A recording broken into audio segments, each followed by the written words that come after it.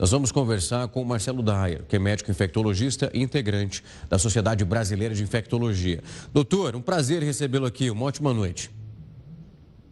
Boa noite, um prazer falar com vocês. Doutor, quando nós olhamos exatamente esse momento em que estamos, eu estava acompanhando o Ministério da Saúde, ali já há uma representação muito grande dos estados que atingiram um platô e outros que já apresentam números em queda.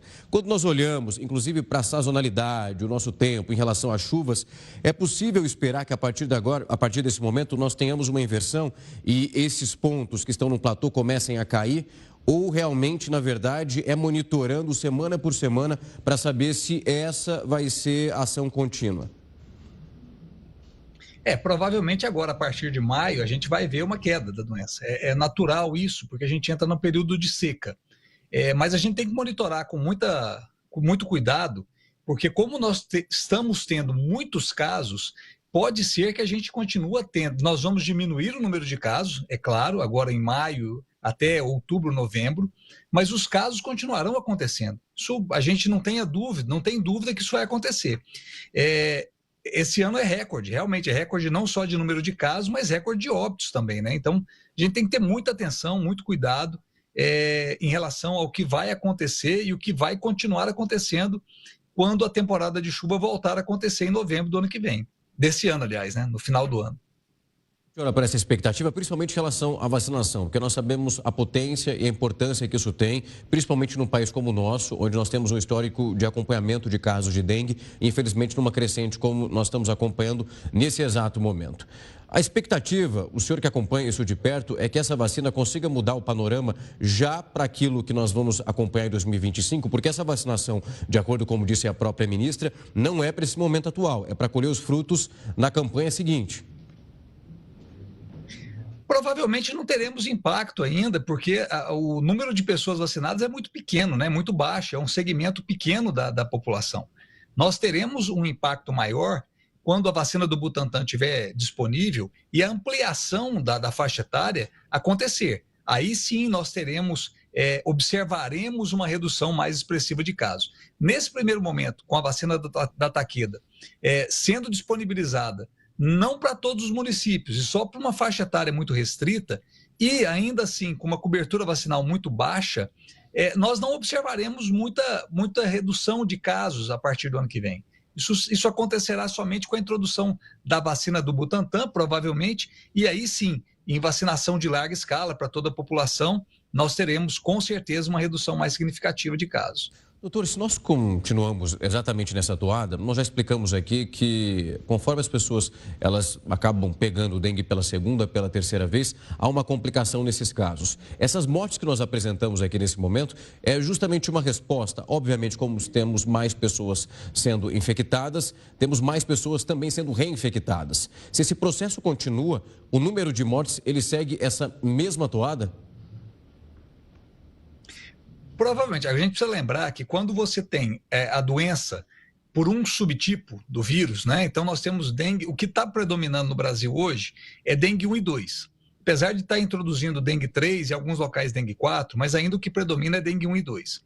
As pessoas que se infectam por dengue 1 ou 2, qual o tipo que for, ela vai estar protegida contra esse sorotipo para frente. Então, não é esse caso que tá acontecendo. Agora, quando você reintroduz ou introduz um novo subtipo, ou um novo tipo de vírus, por exemplo, o tipo 3 que está entrando agora, teve casos em Minas, alguns casos de tipo 4 em Goiás. Quando você tem essa entrada de um tipo novo de vírus, aí sim você aumenta o risco de formas graves. Existe uma outra situação, que existe uma variante da dengue 2, aliás, em Goiás, o que mais se isola é essa variante, que é a cosmopolitan, que tende a ter uma forma mais grave da doença. Então, ela se apresenta com uma gravidade maior.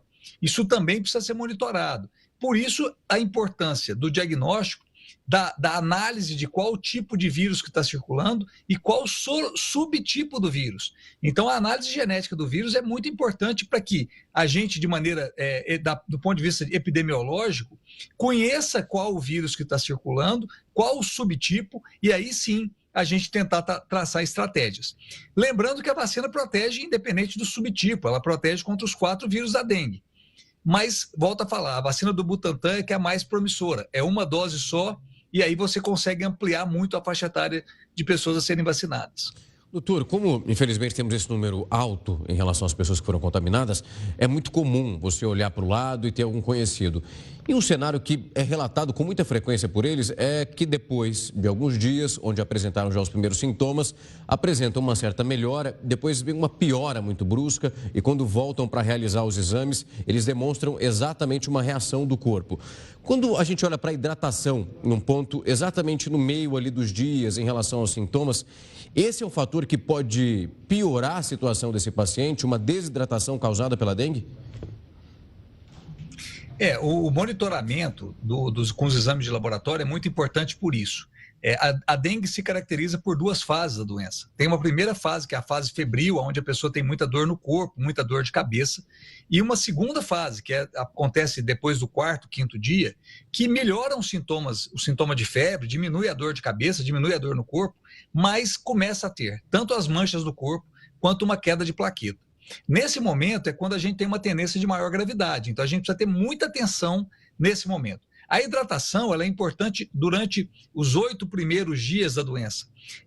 Não é que a pessoa teoricamente, vamos dizer assim, poderia a gente achar que é uma desidratação. Na verdade, ela perde líquido para um outro espaço, a gente chama de terceiro espaço.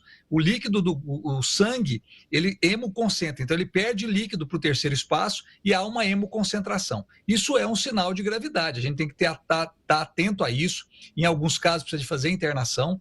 E lembrando que existem outros sinais de gravidade, dor abdominal contínua e mantida, hipotensão, que a pessoa levanta e fica tonta e cai. Isso são sinais de gravidade, prostração extrema. Então a gente tem que ter atenção a esses sintomas, porque isso é um sinal de gravidade. A plaqueta em si, que muita gente se preocupa, ela é importante, mas não é o sinal de maior gravidade. O sinal de gravidade é o que a gente chama de hemoconcentração. É quando o hematócrito sobe demais, e aí sim é um sinal de que está perdendo líquido e a gente precisa aumentar a hidratação dessa pessoa. Doutor, muito obrigado por vir aqui falar conosco. Eu queria que o assunto fosse um pouco mais favorável, que fosse uma melhora absoluta em relação a esses números, mas é importante continuar fazendo o alerta, pedindo para que... Nós sabemos muito bem como lidar com a dengue há muito tempo. É muito triste ver que os números continuam crescendo e o número de mortes batendo recordes numa série histórica no Brasil. Mas muito obrigado pelo conhecimento e vim aqui ajudar o nosso público a entender quão grave é o cenário nesse momento. Obrigado, eu que agradeço. E a gente sabe como lidar com a dengue, mas infelizmente o poder público não está sabendo conduzir. Apesar de conhecer, não conduz de maneira adequada o combate ao vírus, tanto é que nós temos uma epidemia muito grande em vigência no país. Muito bem citado, doutor. Muito obrigado. Uma ótima noite.